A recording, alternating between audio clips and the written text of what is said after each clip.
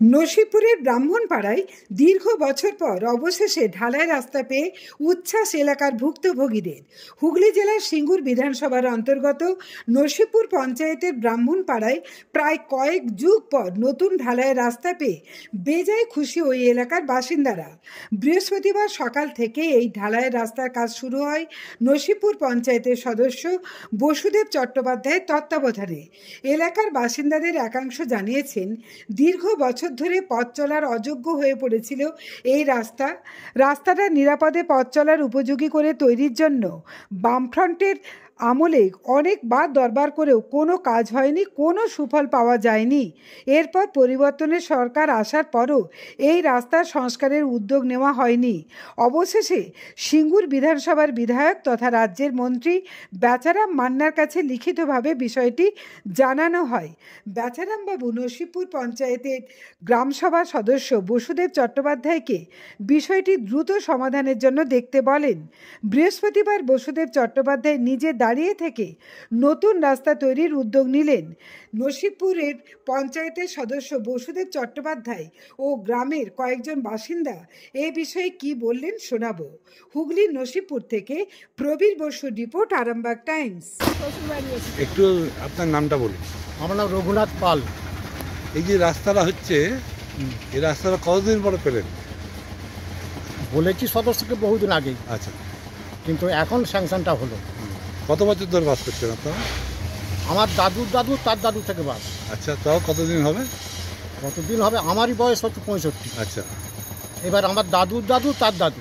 আচ্ছা, মানে ওই এই যে রাস্তাটা কোনোদিন ঢালাই রাস্তা পান? না না, এই প্রথম পেলেন? এই কাঁচা বাড়ি ছিল, পরে পরে আস্তে আস্তে বাড়ি হয়েছে। হ্যাঁ, আর এই কাঁচা রাস্তাই ছিল। আচ্ছা, এখন কি পেলেন? এখন ঢালাই রাস্তা হবে, কাজ শুরু হয়ে গেছে? কাজ শুরু হয়ে গেছে, আজকেই হবে।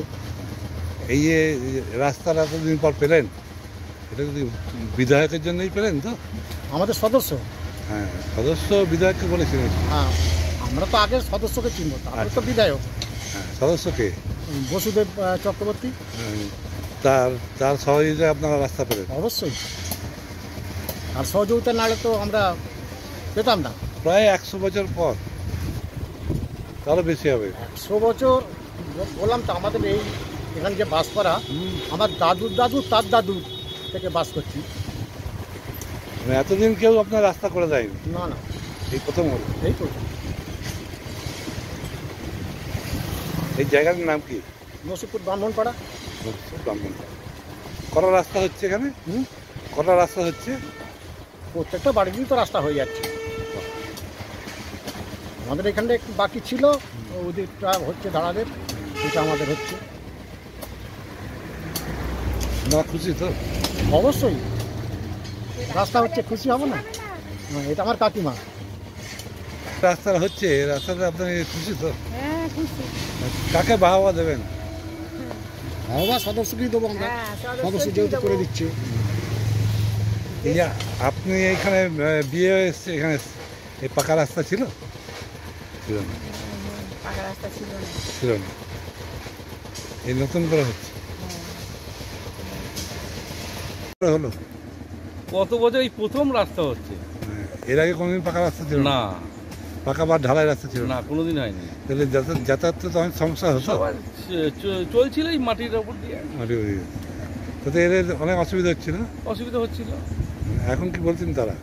এখন বলছে খুব ভালো হয়েছে, অ্যাম্বুলেন্সে ঢুকে যাবে এখানে।